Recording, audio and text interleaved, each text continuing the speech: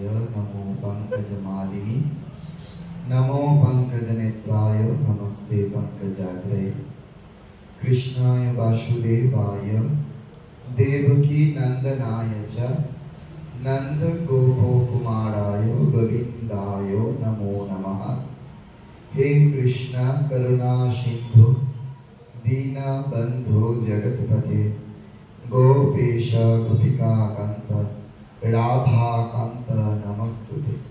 तप्त कांचन गौरांगी राधा वृंदावनेश्वरी वृषभानुसुते देवी तम नमामि हरिप्रिये। रामाय रामचंद्राय रामभद्राय वेधसे रघुनाथाय नाथाय सीतया पतये नमः। श्रीनाथे जानकी नाथे अभेद परमात्मनि तथापि मम सर्वस्य राम कमलो लोचन सर्वधर्म स्थापकस्थं सर्वधर्म स्वरूपकः आचार्याणां महाचार्य रामकृष्णाय ते नमः। जननीं शारदां देवीं रामकृष्णं जगद्गुरुं पादपद्मे तयो श्रुत्वा प्रणमामि मुहुर्मुहुः। ओम पारो तत्ते सदा लीनो रामकृष्णे समन्वय जो धर्म स्थापनरतं तं नमाम्यहम्। संसारर्णवघोरे च कर्णधार स्वरूपकः नमस्तु रामकृष्णाय तस्मै श्री गुरवे नमः। श्री भगवानेर अशेष कृपाয় আজকের এই পবিত্র একাদশী তিথিতে আমরা এখানে সমবেত হয়েছি সৎ প্রসঙ্গ ভগবত প্রসঙ্গের উদ্দেশ্য। এই যে পবিত্র মুহূর্ত, পবিত্র ক্ষণ, পবিত্র তিথি, পবিত্র সময়, এইগুলিকে যদি আমরা ঠিকভাবে কাজে লাগাতে পারি, আমরা যদি এর ঠিক ব্যবহার করতে পারি, মর্যাদা দিতে পারি, তাহলে আমাদের আধ্যাত্মিক জীবন, ভক্তি জীবন সুদৃঢ় হবে। আজ একাদশী তিথি।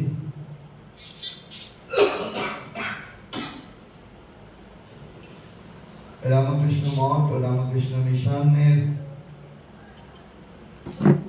একটি ধারা, সেটি হচ্ছে পবিত্র একাদশী তিথিতে রাম নাম সংকীর্তন হয়। ভগবান শ্রী রামকৃষ্ণ দেবের মানস পুত্র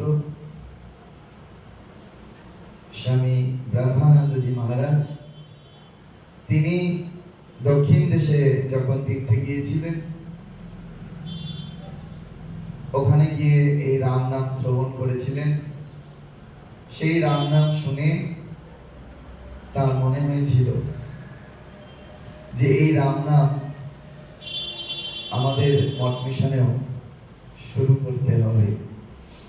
তার এতই রাম নামে প্রীতি ছিল। তো সেই জন্য তিনি শুরু করেছিলেন সেই আদিকাল থেকে যে একাদশী তিথিতে মঠ মিশনে বা রামকৃষ্ণ ভাবধারার আশ্রমগুলিতে রাম নাম হয়ে থাকে।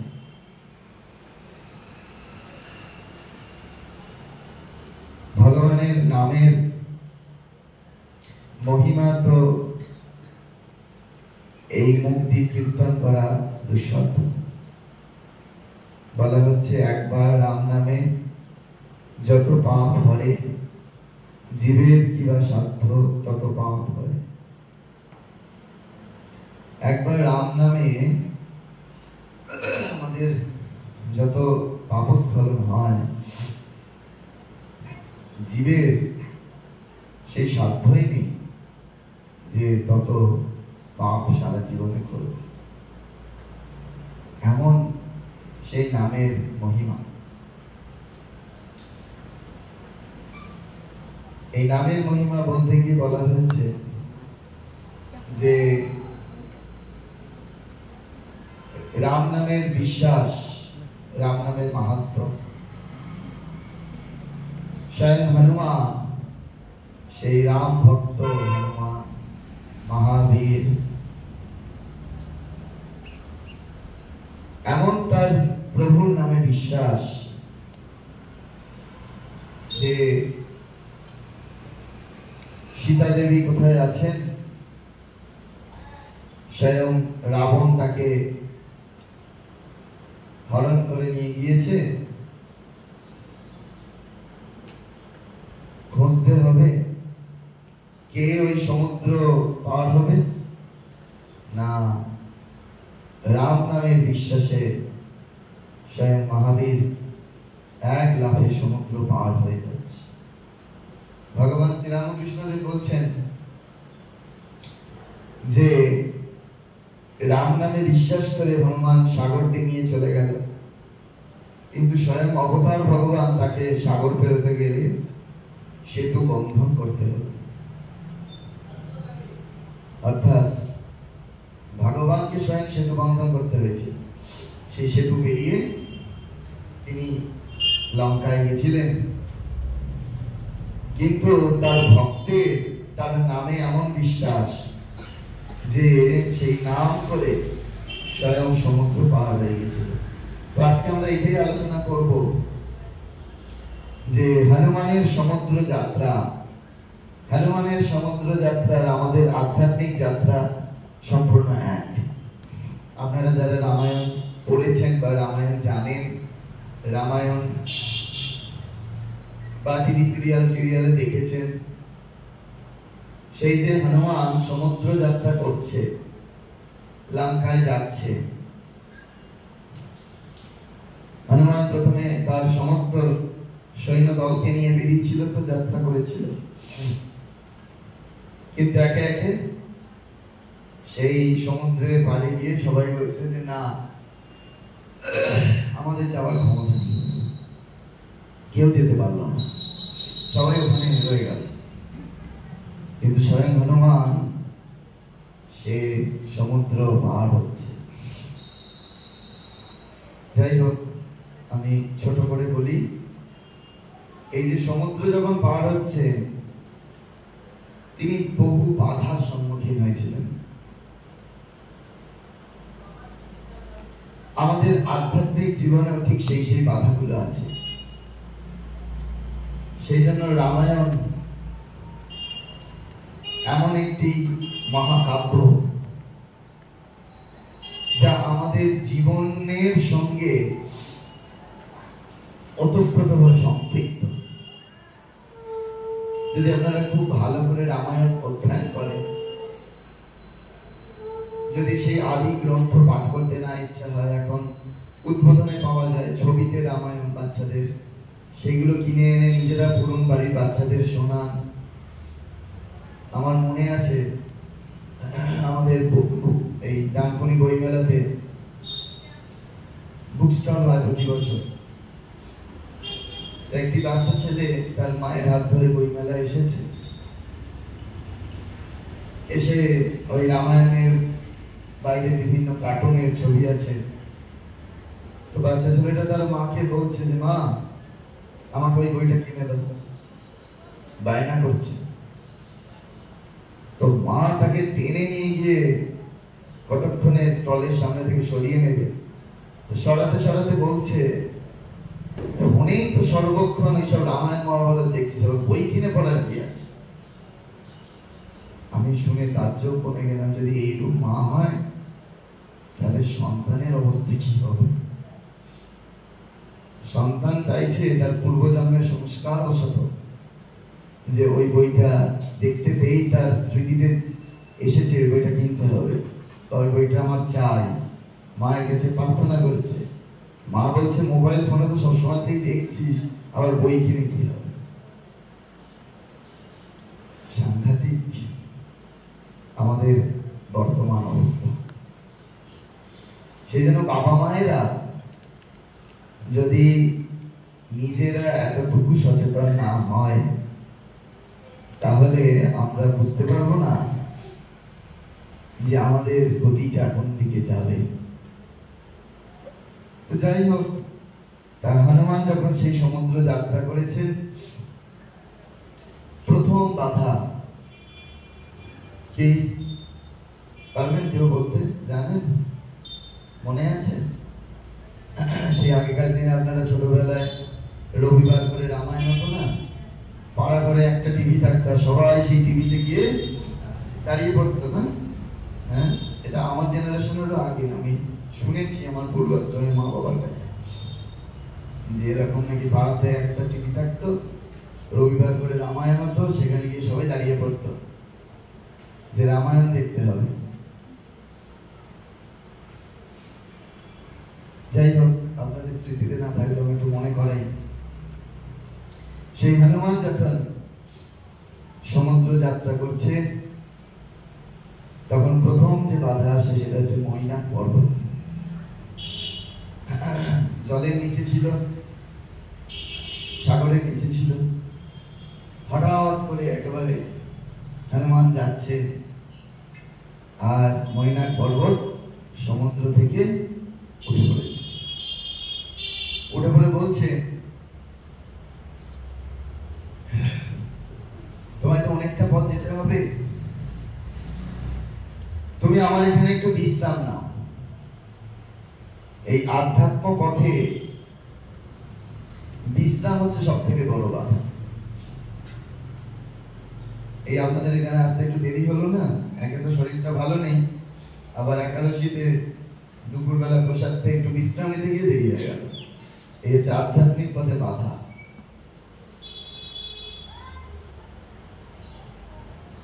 আমাদের যত গন্ডগোলই বিশ্রাম। আমাদের মনে হয় যে এখন ভগবানের নাম করে কি হবে, বুড়ো বয়সে ভগবানের নাম করো। বুড়ো বয়সে ভগবানের নাম হয় না। পূজ্যপাদ স্বামী ভূতেশানন্দজি মহারাজ বলছেন,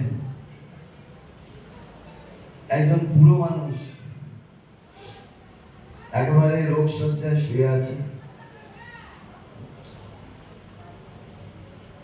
একটু বাদেই মরে যাবে, বুঝতে যাচ্ছে। তার ছেলে তাকে বলছে, বাবা তুমি একটু রাম নাম করো। তো বৃদ্ধ সেই বাবা বলছে, আমি অত বড় নাম করতে পারবো না। শুধু রাম নাম করলে লেখা চুকে যেত, মুক্ত হয়ে যেত, কিন্তু বলছে আমি এত বড় নাম করতে পারবো না বলে মরে গেল। ব্যাস, তাহলে একটা রাম নামে মুক্তি হয়ে যেত, কিন্তু রাম নামটা না করে বলছে আমি অত বড় নাম করতে পারবো না। যদি এই বয়সে না হয়, যদি অভ্যাস না হয়, তাহলে মৃত্যুর সময় কখনোই আমাদের ভগবানের চিন্তা, ভগবানের নাম আসবে না। সেজন্য বারবার করে আমাদের মৃত্যু চিন্তা করতে হয়, বারবার করে ভাবতে হয়, এই বোঝায় পর মুহূর্তেই আমাকে চিতায় তোলা হবে। তাহলে আমি একটু বেশি বেশি করে ভগবানকে ডেকে নিই। স্বামী বিবেকানন্দ সেই জন্য বারবার করে বলেছেন, সর্বদা মৃত্যুর চিন্তা করতে হয়। মৃত্যুর চিন্তা আমাদের ভগবানের দিকে নিয়ে যায়। তো আমাদের প্রথম বাধা হচ্ছে আমাদের বিশ্রাম। একটা দোহা আছে হিন্দিতে, বলছে আলস্য নিদ্রা সকলকে নাশে, চোরকে নাশে কাশি, হাসি খুশি সন্ন্যাসী কা নাশে, বাবাজি কা নাশে দাসী। বলছে আলস্য নিদ্রা সকলকে নাশ করে দেয়। আমাদের যত অনর্থের মূল হচ্ছে আমাদের বিশ্রাম।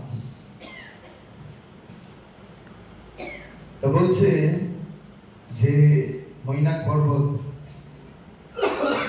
যখন বলছে বিশ্রাম নাও, তখন হনুমানজি বলছেন, আমি এখন রামের কাজে বেরিয়েছি, আমার কি বিশ্রাম নেওয়ার সময় আছে?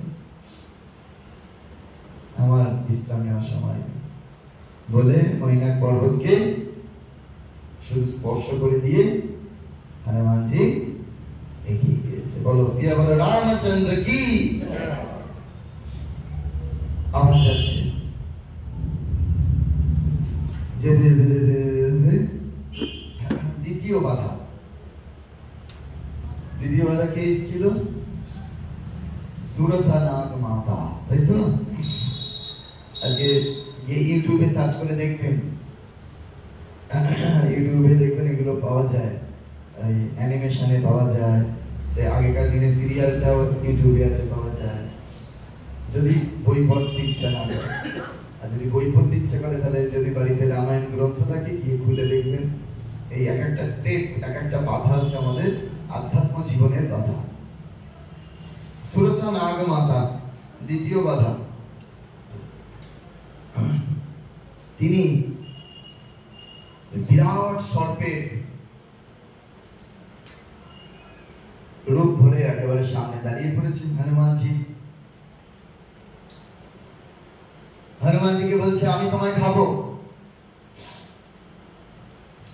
হনুমানজি বলছে যে তুমি আমায় খাবে কেন? সুরসা নাগ মাতা যে সাইজের, হনুমানজি কি করলেন তার দ্বিগুণ হয়ে গেলেন। সুরসা নাগ মাতা তখন, হনুমানজি দ্বিগুণ হয়েছে তো উনি তার 4 গুণ হয়েছেন। সুরসা নাগ মাতা 4 গুণ হয়েছে তো হনুমানজি 8 গুণ হয়েছে। হনুমানজি 8 গুণ হয়েছে তো সুরসা নাগ মাতা 32 গুণ হয়েছে। এরূপ ভাবে চলছে, এও বড় হচ্ছে, এও বড় হচ্ছে, এও বড় হচ্ছে, এও বড় হচ্ছে, হতে হতে 7 যোজন, রামায়ণে দেখা আছে 7 যোজন, 100 যোজনের সমান হয়ে গিয়েছে সুরসা নাগ মাতা। মহাবীর দেখছে এর সাথে কম্পিটিশন করে লাভ নেই, এতক্ষণ কম্পিটিশন চলছে কে কত বড় হতে পারে। তখন সঙ্গে সঙ্গে হনুমানজি ছোট্ট হয়ে গেছে, ও তো 100 যোজন হয়ে গিয়েছে, তার বিরাট মুখ, আর হনুমানজি একেবারে ছোট হয়ে গিয়েছে। ছোট হয়ে গিয়ে ওই বিরাট মুখের ভেতর ঢুকে বেরিয়ে চলে, কারণ তার তো মুখটা বন্ধ করতে সময় লাগবে, আর হনুমানজি এত ছোট হয়ে গিয়েছে মুখের মধ্যে ঢুকে বেরিয়ে এসেছে। এবার যাই তো তোমার মুখে ঢুকলাম, তুমি তো আমার খেতে পারলে না। হনুমানজি জানে বড় হলে কখন ছোট হতে হয়। আমাদের যখন আমরা বড় হতে শুরু করি, শিক্ষায় দীক্ষায় আভিজাত্যে অর্থ প্রতিপত্তিতে, তখন বড় হতে হতে এমন আমাদের অহংকার প্রাপ্তি হয় যে ওই সময় ছোট হব এই ধারণাটা আর থাকে না।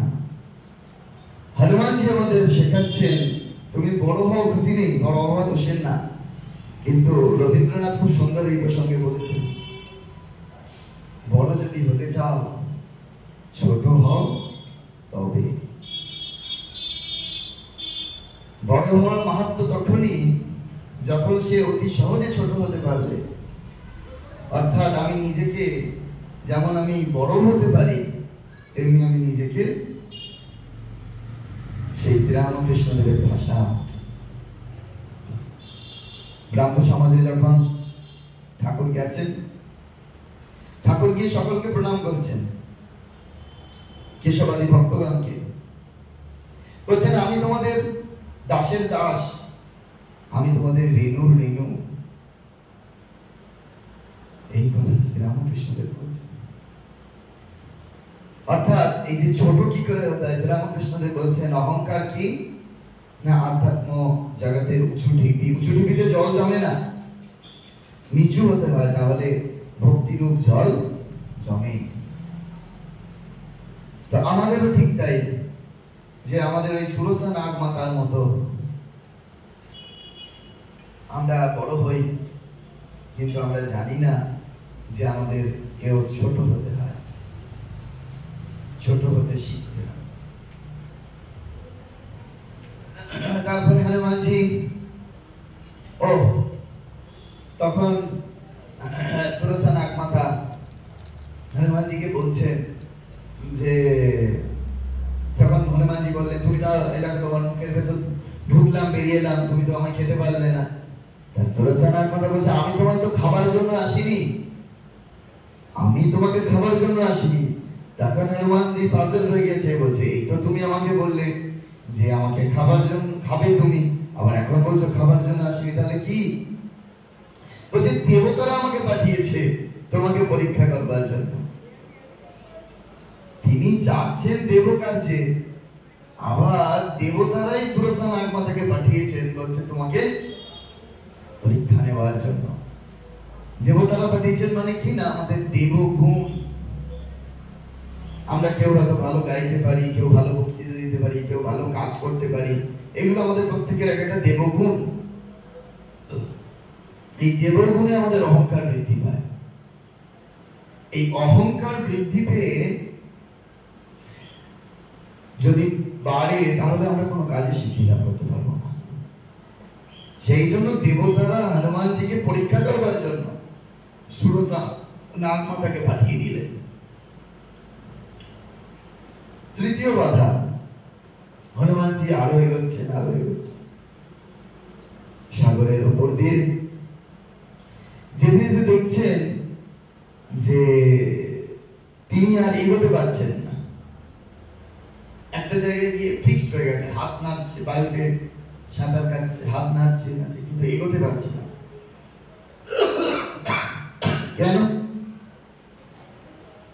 না? তিনি অনুভব করছে সমুদ্রের তলা থেকে যেন কিছু একটা আকর্ষণ করছে, সমুদ্রের তলায় কিছু একটা টানছে। তখন হনুমানজি বুঝতে পারলেন যে ওই সমুদ্রের জলের নিচে একজন রাক্ষসী আছে। সেই সমুদ্রের জলের রাক্ষসীর কাজ কি না? সমুদ্রের জলের রাক্ষসীর কাজ হচ্ছে এই সমুদ্রের ওপর দিয়ে যখন কেউ বা পাখি, বিশেষ করে ওর কাজ হচ্ছে এরকম ছিল যে পাখিরা যদি উড়ে যাবে, সেই পাখিদের যদি ছায়া নিচে পড়ে, সেই ছায়াটাকে ধরে টেনে নিয়ে সে খেয়ে নিত। তা হনুমানজি যাচ্ছে, জলে হনুমানজির ছায়া পড়েছে, এবার ছায়াটাকে হাতের মুঠে ধরে নিয়েছে, তা হনুমানজি আর এগোতে পারছে না।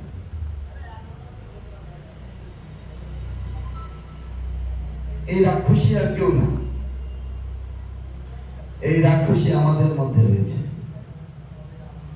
আমাদের ঈর্ষা, লোভ, কামনা, বাসনা, রাগ। যখনই কেউ উন্নতির দিকে যাবে না, বড় হবার দিকে যাবে, তখনই আমরা তাদেরকে ওই টেনে নিচে নামানোর চেষ্টা করি, যেটা হনুমানজিকে ওই রাক্ষসী টেনে নিচে নামাচ্ছে, পাখিদেরকে খেয়ে ফেলছে। এটা হচ্ছে আমাদের ভেতরে রাক্ষসী, ঈর্ষা, লোভ। আমরা কখনো কাউকে এগোতে সাহায্য করি না, আমাদের ভিতরের এই রাক্ষসীটা রয়েছে।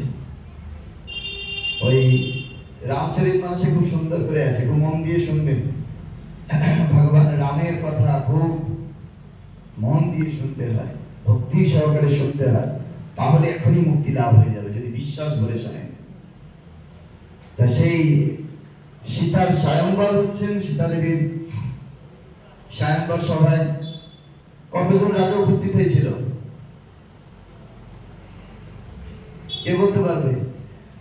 এগুলো বড় দুঃখে, সব হিন্দু হয়ে আপনারা রামায়ণ মহাভারতের কিচ্ছুটি জানেন না, অথচ নিজেকে হিন্দু বলে যখন ওই চাকরির পরীক্ষার ফর্ম ফিল আপ করছে, ন্যাশনালিটিতে লিখছে আই হিন্দু, ঠাস ঠাস করে চড়াতে হয়। হিন্দু লিখছে আর কিচ্ছুটি জানে না।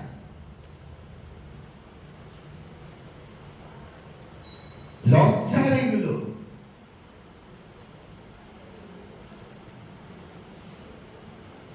যখন সীতা দেবীর স্বয়ংবর হয় তখন 10,000 রাজা উপস্থিত ছিল। 10,000 রাজা অবস্থা কিরকম বলছে? 10,000 রাজা, তারা সবাই যে যার ইষ্ট দেবতার কাছে খালি প্রার্থনা করছে, হে ভগবান, আমি যেন ওই ধনুকটা তুলতে পারি। যার যার ইষ্ট, কেউ হয়তো গণেশজিকে ভালোবাসে, গণেশজিকে বলছে যে আমি তোমার বড় বড় লাড্ডু দিয়ে ভোগ লাগাবো, হ্যাঁ, আমি যেন এই ধনুকটা আমি তুলতে পারি। এবার ভাবুন, মন দিয়ে শুনুন, এবার ভাবুন ওই প্রথম রাজা ধনুকটা তুলতে যাচ্ছে, ভগবানের কাছে প্রার্থনা করছে, ভগবান আমি যেন ধনুকটা তুলতে পারি, আমি যেন ধনুকটা তুলতে পারি। সেই রাজার পিছনে কতজন রাজা ওয়েট করছে ধনুক তুলবে বলে? ৯,৯৯৯ জন। ৯,৯৯৯ জন ভগবানের কাছে প্রার্থনা, হে ভগবান, ও যাতে ধনুকটা না তুলতে পারে, ও যাতে ধনুকটা না তুলতে পারে, যাতে ধনুকটা না তুলতে পারে। আমাদের অবস্থা তাই। চাকরি পরীক্ষা দিচ্ছে, আর ধরে নিলাম ৫,০০০ জন।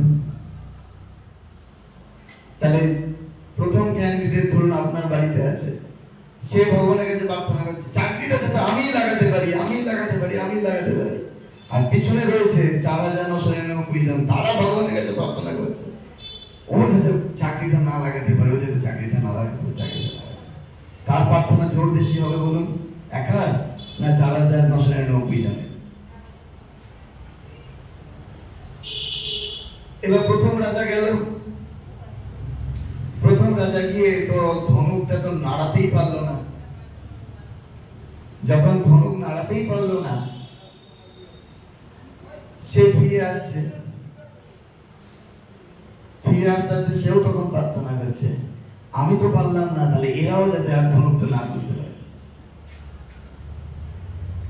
অর্থাৎ আমাদের ভিতরের এই ঈর্ষা, আমাদের ভিতরে যে লোভ, আমাদের ভিতরে যে ক্রোধ, এইগুলি হচ্ছে আমরা কাউকে উঁচুতে উঠতে দিই না, আমরা সব সময় নিচের দিকে টানি না নিয়ে ধরি।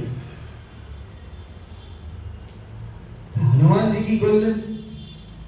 হনুমানজি একেবারে সঙ্গে সঙ্গে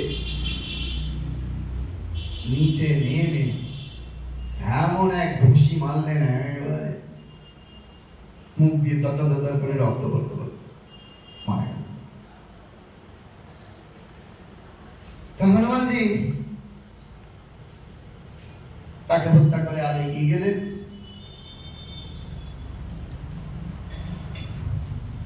একেবারে লঙ্কার কাছাকাছি চলে গিয়েছেন।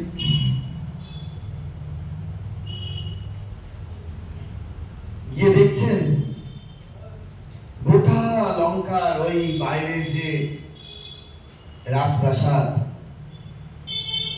সেই রাজপ্রাসাদে সমস্ত রাক্ষসেরা পাহারা দিচ্ছে। সমস্ত রাক্ষসেরা পাহারা দিচ্ছে, কি করে ঢুকবে? তখন হনুমানজি বলছে, না, দিনের বেলা ঢোকা যাবে না, এই লঙ্কার দ্বারে প্রবেশ করতে গেলে রাত্রির প্রবেশ করতে হবে। তা লঙ্কাপুরীতে কে রয়েছেন এখন? স্বয়ং ভক্তি রূপিণী দেবী সীতা মাইয়া রয়েছে। বলো সীতা মাইয়া কি, শ্যাবল রামচন্দ্র কি, পবন সুত হনুমান কি। তো এই ভক্তি দেবীকে যদি লাভ করতে হয়, তাহলে দিনের বেলা সাধন করলে হবে না, রাত্রিরে সাধন করতে হবে। শ্রীরামকৃষ্ণদেব বলছেন মহানিশায় জপ করো। ঠাকুর বলছে রাত্রে ৩ প্রকারের প্রাণী জেগে থাকে, যোগী, রোগী, ভোগী। এখন যদি শ্রীরামকৃষ্ণদেব থাকতেন, বলতেন আরেক ধরনের প্রাণী জেগে থাকে, যারা মোবাইল ফোন ঘাটে।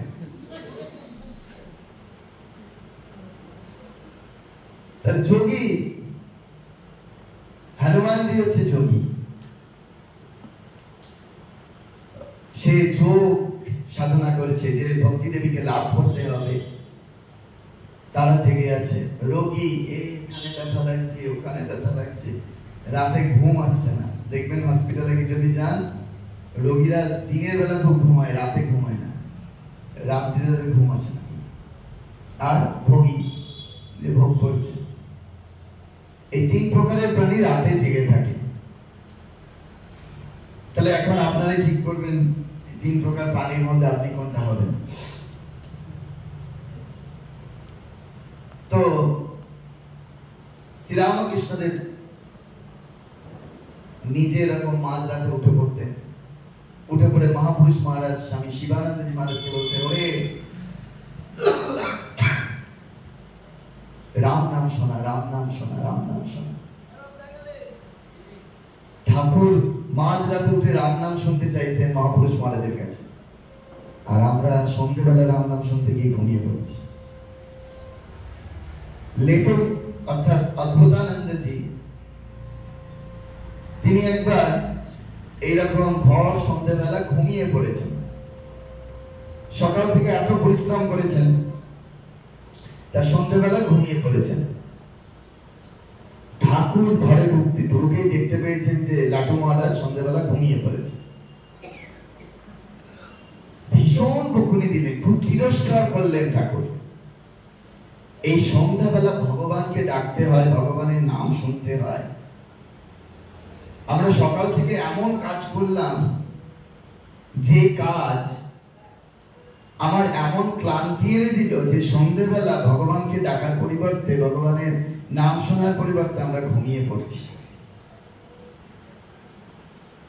তাহলে অমন কাজ করার থেকে না করা ভালো। যে কাজ ভগবানের কে ডাকার সময় ঘুম পাড়িয়ে দেয়। এই হনুমানের সমুদ্র যাত্রা হচ্ছে আমাদের এই আধ্যাত্ম পথের যাত্রা, আধ্যাত্ম পথের বাধা। সেই শ্রীরামকৃষ্ণদেব লাটু মহারাজকে খুব ভৎসনা করলেন সন্ধ্যেবেলা ঘুমোতে নেই বলে। লাটু মহারাজ আজীবন তিনি সকালে ঘুমোতেন, কিন্তু সন্ধ্যের পর থেকে ভোর রাত পর্যন্ত জপ করে কাটাতেন। শ্রীমদ্ ভগবত গীতায় ভগবান শ্রীকৃষ্ণ আমাদের তাই বলছেন, যারা ভগবান লাভ করতে চায় তাদের কাছে দিন আর রাতের হিসাবটা একটু আলাদা হবে।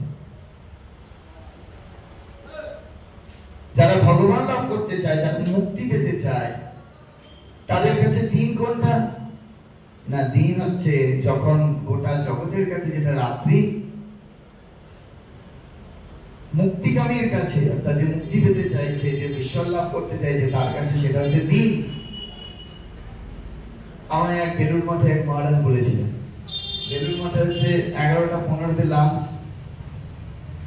তারপরে মোটামুটি 12টা 10-এ যদি ভান্ডারা ভাড়ারের দিকে যান, একেবারে ধুয়ে মুছে সাফ হয়ে সব একেবারে গেট বন্ধ। 12টা 20, 25 মোটামুটি বিশ্রামে চলে যাওয়া। তখন মহারাজ বললেন যে এখন সংসারের মানুষগুলো হয়তো সবে জল খাবার খেয়ে উঠলো, তারপরে এখন রান্না চাপাবে, রান্না করবে, তাদের দিন শুরু হলো, আর আমরা এখন বিশ্রামে যাচ্ছি, আমাদের কাছে এটা রাত্রি স্বরূপ শুরু হলো। অপূর্ব কথা। এই যে যারা মুক্তিকামী, যারা ভগবান লাভ করতে চায়, যেটা সাধারণ মানুষের কাছে দিন, সেটা তাদের কাছে রাত্রি করে নিতে হবে। আর সাধারণ মানুষের কাছে যেটা রাত, সেটা মুক্তি যে পেতে চাইছে, যে ভগবান লাভ করতে পেতে চাইছে, তার কাছে সেটা দিনের স্বরূপ করে ফেলতে হবে, পুরো উল্টে যেতে হবে। শ্রীমদ্ ভগবত গীতায় ভগবান শ্রীকৃষ্ণ কথা বলেছেন। সেই হনুমানজিও বলছেন যে ওই যদি লঙ্কায় প্রবেশ করতে হয়, দিনের বেলা প্রবেশ করলে হবে না, রাত্রিবেলা প্রবেশ করতে হবে। কারণ রাত্রি হচ্ছে সেই মহানিশা। এই যে কালী পুজো আসছে না, দীপান্বিতা কালী পূজা, আমাদের বছরে 4টে অমাবস্যা খুব প্রধান, তার মধ্যে আবার 4টের মধ্যে প্রধান হচ্ছে এটি। আপনারা খুব করে এই দীপান্বিতা কালী পূজার রাত মাতৃ নামে, মাতৃ চিন্তায়, মাতৃ আরাধনায়, মায়ের নাম জপে একটু কাটানোর চেষ্টা করবে। একদম ঘরে একেবারে আলাদা করে, দরজা বন্ধ করে, বা কোনো দেবস্থানে যেখানে কেউ আপনাকে মোটামুটি ডিস্টার্ব করবে না, বিরক্ত করবে না, এমন একটা নির্দিষ্ট স্থান বেছে নিয়ে এই মহান ঈশাতে ভগবানের চিন্তা, মায়ের চিন্তা করবার চেষ্টা করবে। তা সেই রাত্রিবেলা 12টার সময় হনুমানজি যখন ওই লঙ্কার দ্বারে প্রবেশ করেছেন, বাকি প্রহরীরা ঘুমিয়ে পড়েছে। যখন ঢুকেছে তখন দেখছে ওই অশোক বনে সীতামাইয়া আছে, তার চারপাশে রাক্ষসী লঙ্কিনী, তিনি তখন পাহারা দিচ্ছে। আর হনুমানজি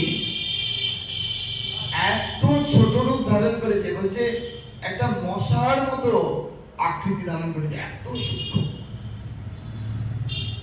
তারপর আশীর্বাদ ছিল তো, তিনি যেমন খুশি তেমন আকৃতি হতে পারতেন হনুমানজি। তা সেই লঙ্কিনী, সেই মশার মতো আকৃতি বিশিষ্ট হনুমানজিকেও দেখে ফেলেছে। এই তুমি কোথায় যাচ্ছ?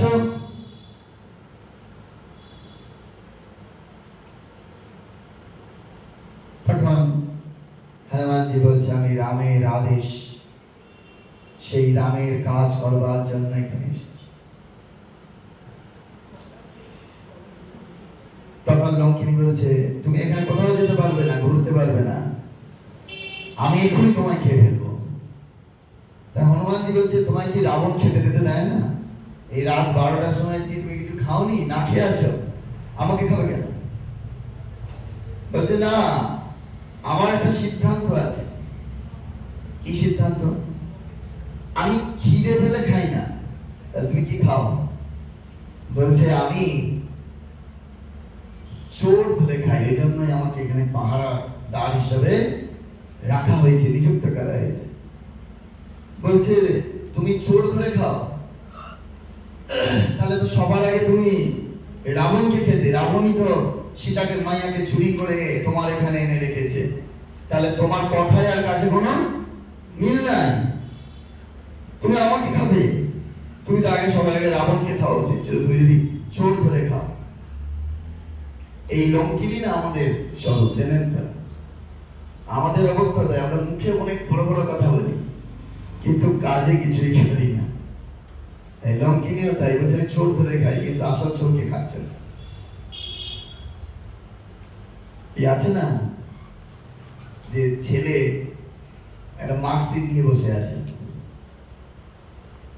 তার বাবা বলছে, এই মার্কশিটটা দেখি। তা দেখছে যে ম্যাথামেটিক্সে 30। বলছে, ছি, তোর লজ্জা করে না? তুই ম্যাথামেটিক্সে 30 পেয়েছিস? আমাদের সময় আমরা ম্যাথামেটিক্সে 90 এর নিচে পেতামই না। তারপরে ইংলিশে তুই কিনা মাত্র 40। ছি, ইংলিশ হচ্ছে ইন্টারন্যাশনাল ল্যাঙ্গুয়েজ, যদি তুই ভালো করে না শিখিস কিছু করতে পারবি না। আমরা ইংলিশে 100 পেতাম। তখন ছেলে বলছে, বাবা, ওই মার্কশিটটা আমার না, মার্কশিটটা তোমার। যেই বলেছে তোমার, সঙ্গে সঙ্গে বাবা একেবারে ছেলে বলে, এই তুই কেন আমার কাগজে হাত দিস? হ্যাঁ বলে পিটাতে শুরু করেছে। তো আমাদের অবস্থা ঠিক তাই, আমরা মুখে অনেক বড় বড় কথা বলি, যেন এক্ষুনি পারলে এক্ষুনি ভগবান লাভ আমরা করে ফেলব। কিন্তু ভগবান লাভ করবার জন্য যে ত্যাগ স্বীকার করতে হয়, ভগবান লাভ করবার জন্য যে সাধন করতে হয়, ভগবান লাভ করবার জন্য যে কষ্ট স্বীকার করতে হয়, সেটা করবার বেলা ওরে বাপরে বাপ, এত নিয়ম, এত অনুশাসন, এত কিছু পালন করতে হবে ভগবান লাভ করতে গেলে। তার থেকে বাবা কয়েক জন্ম বাদেই করব।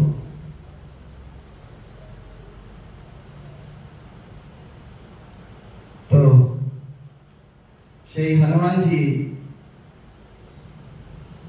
দেখছে যে এই লঙ্কিনীর তো কাজে আর কথায় কোনো মিল নেই। শ্রীরামকৃষ্ণদেব বলছেন না, মন মুখ এক করো। ঠাকুর বারবার করে বলেছে, মন মুখ এক করতে হবে। আমি যদি সত্যি সত্যি ভগবান লাভ করতে চাই, আমি যদি সত্যি সত্যি মুক্তি পেতে চাই, আমার মনেও যা মুখেও তাই যদি একই হয়, তাহলে আমাকে কাজেও সেই রূপ হতে হবে। আমাদের অবস্থা ঠিক উল্টো, জানেন তো?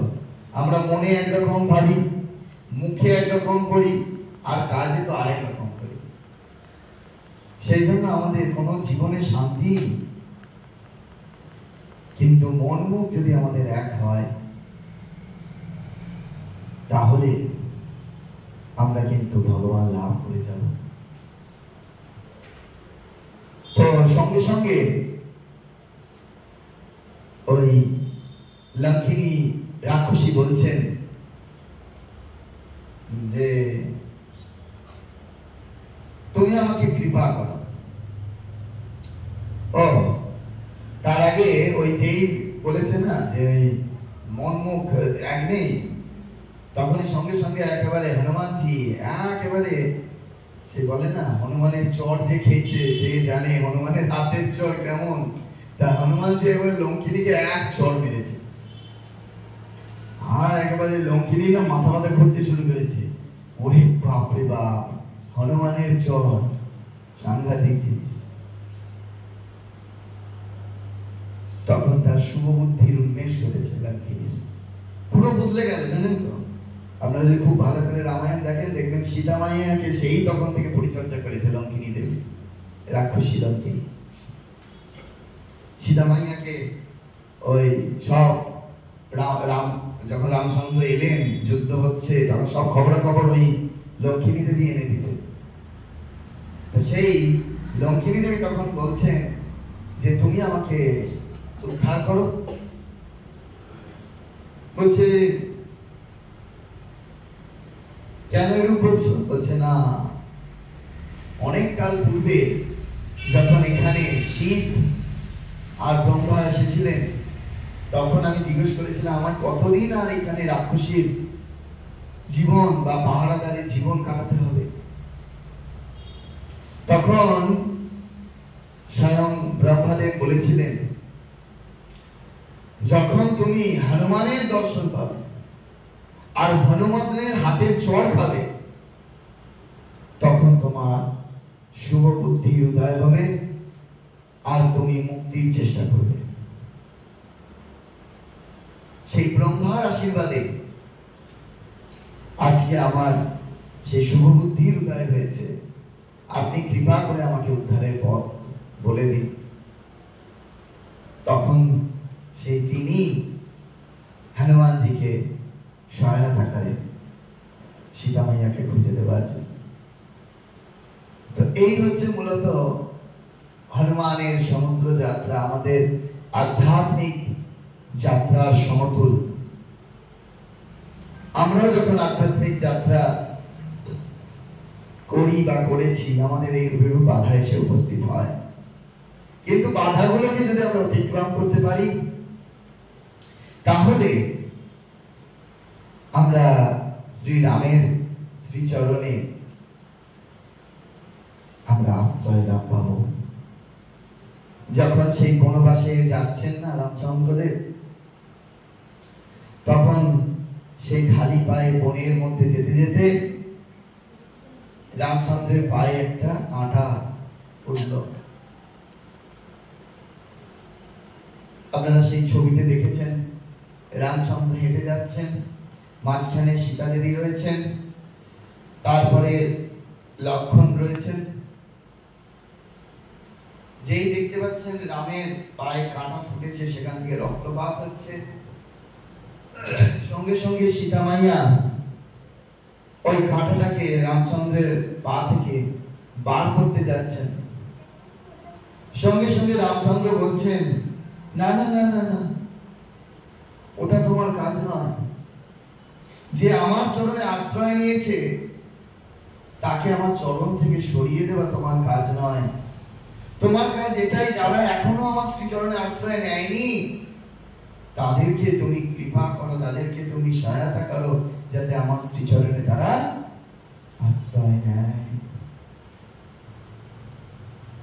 আমাদের জীবনের উদ্দেশ্য কি তাই না? যে ভগবানের শ্রীচরণে আশ্রয় পাওয়া, ভগবানের শ্রীচরণ যুগলে আশ্রয় নেওয়া, সেই চরণ যুগলকেই জীবনের সার করা এবং তার শ্রীচরণে আজীবন যতদিন না কালের বিবর্তন ঘটছে ততদিন পর্যন্ত তার শ্রীচরণে বাস করা। আমাদের প্রত্যেকের জীবনের যেন সেই উদ্দেশ্য হয়, যেন আমরা ভগবানের শ্রীচরণে বাস করতে পারি, আমরা শ্রী ভগবানের চরণ সেবা করতে পারি, শ্রী ভগবানের চরণ চ্যুত জল চরণামৃত পান করতে পারি, তাহলেই আমাদের মুক্তি। না হলে কি হবে? ওই বারবার করে আমাদেরকে এই ভব সাগর মাঝে আসতে হবে, আর আমাদের এই সংসারের জাতাকলে কেবলমাত্র ভিজতে হবে। সেই জন্য আপনারা খুব করে সচেতন মন ভগবানকে ভক্তি করে ডাকবার চেষ্টা করুন। এই যে এখন কার্তিক মাস চলছে, পুরুষোত্তম মাস চলছে, এই মাসে আজকে পবিত্র একাদশী তিথি।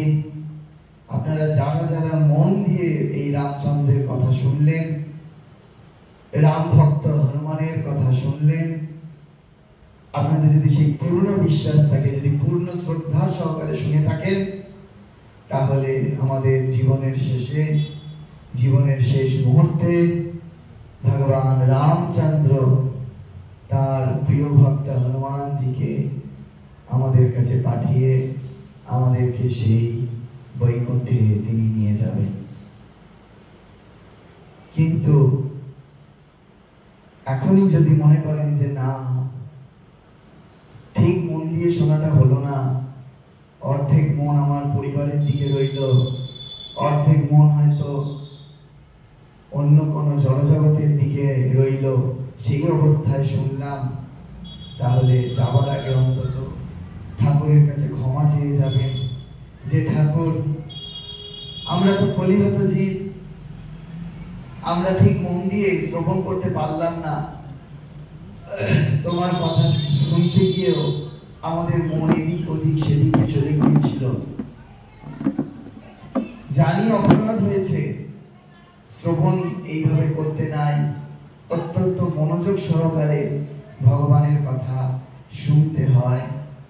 দেখবেন আগেকার দিনে যখন সত্যনারায়ণ হতো, যখন সত্যনারায়ণের কথা বলা হতো, তখন পুরোহিত ঠাকুর একটি করে হাতে ফুল দিয়ে দিতেন, হাতে ফুল দিয়ে সেটা নিয়ে একাগ্র চিত্তে এক মনে ভগবানের কথা শুনতে হতো।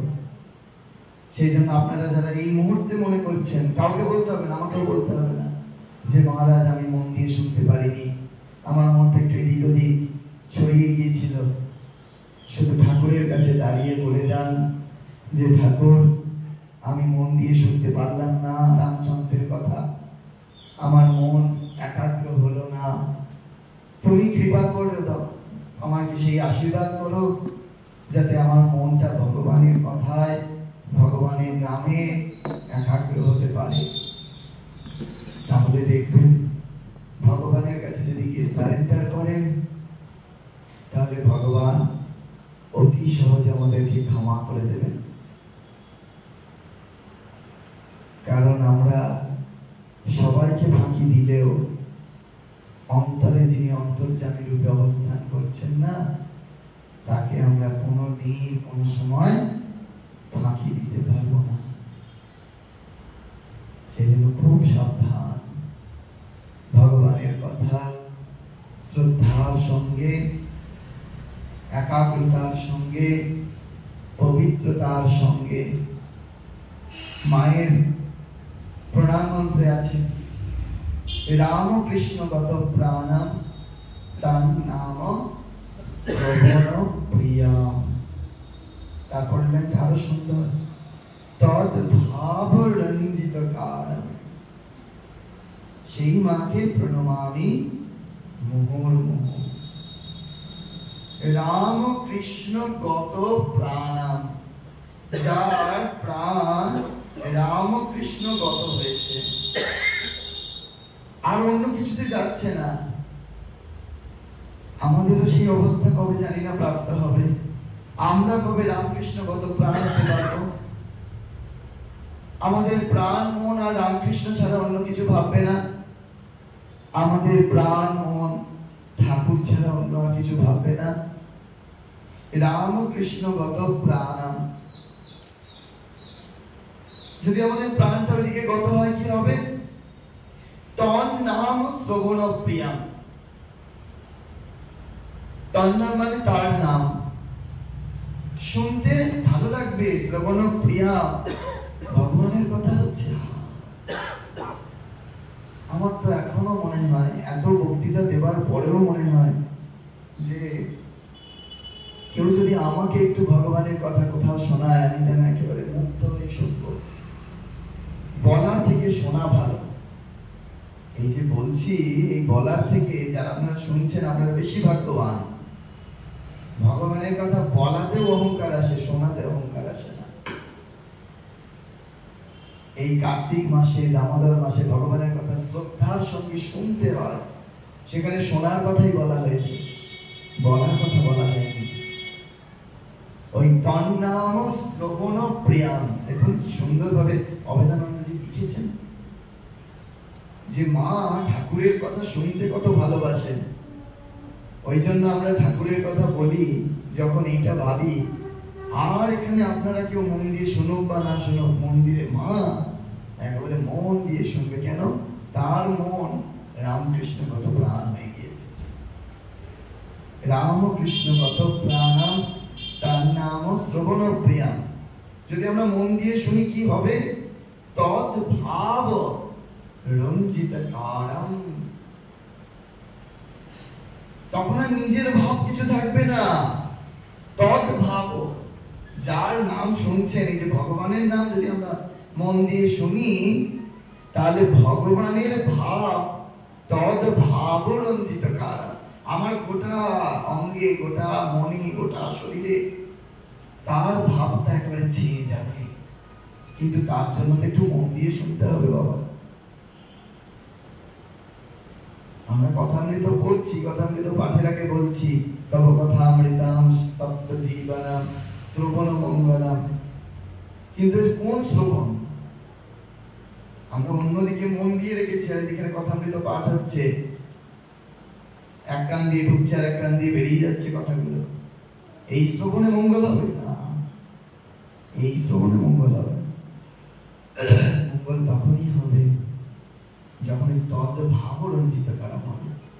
শুনতে শুনতে যখন তার ভাবে আপনি একেবারে ভাবিত হয়ে যাবেন, আপনি যখন একেবারে রামকৃষ্ণময় হয়ে যাবেন, ঈশ্বরময় হয়ে যাবেন, তখন আপনি এখান থেকে বেরিয়েও, যখন মন্দির থেকে বেরিয়েও যাবেন, তখন আপনার ওই বাকি সময়টা শুধু রামকৃষ্ণময় হয়ে থাকবেন। সেই রামকৃষ্ণ সত্তা আপনার মধ্যে এসে উপস্থিত হবে। আপনার যে জীব প্রাকৃত সত্তা, সেই প্রাকৃত সত্তা চলে গিয়ে অপ্রাকৃত সত্তা আপনার মধ্যে এসে বিরাজ করবে। তো সেই জন্য খুব মন দিয়ে শোনা আমাদের খুব প্রয়োজন। আমরা হয়তো অনেক সময় পুঁথি পড়তে পারি না, গ্রন্থ অধ্যয়ন করতে আমাদের অক্ষম, কিন্তু আপনারা যদি সাধু মুখে পাঠকের কাছ থেকে যদি একাগ্র চিত্তে শ্রবণ করেন, আমি এরকম বহু মঠের সাধুদের দেখেছি, প্রাচীন সাধু যারা বৃদ্ধ হয়ে গিয়েছেন, তারা ভালো করে পড়তে পারেন না, যদিও বা পরে বেলুড় মঠে রিটায়ার্ড যারা সাধু রয়েছে, আরোগ্য ভবনে থাকেন, তারা একটা করে আতস কাঁচ রাখেন, আতস কাঁচ দিয়ে বইয়ের লেখা পড়ে। কারণ চোখ আর নিচ্ছে না, ওই আতস কাঁচ দিয়ে বইয়ের লেখা পড়ে। আর যদি কেউ যান না ওনার ঘরে, সঙ্গে সঙ্গে বইটা তাকে ধরিয়ে দিয়ে বললেন একটা পরিচ্ছেদ পড়ে শোনাও। এই শোনার আগ্রহ।